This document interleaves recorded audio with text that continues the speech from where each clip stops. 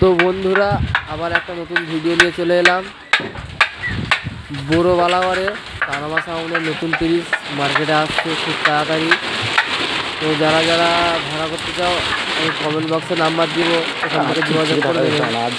তো মালটা কবে রেডি হচ্ছে না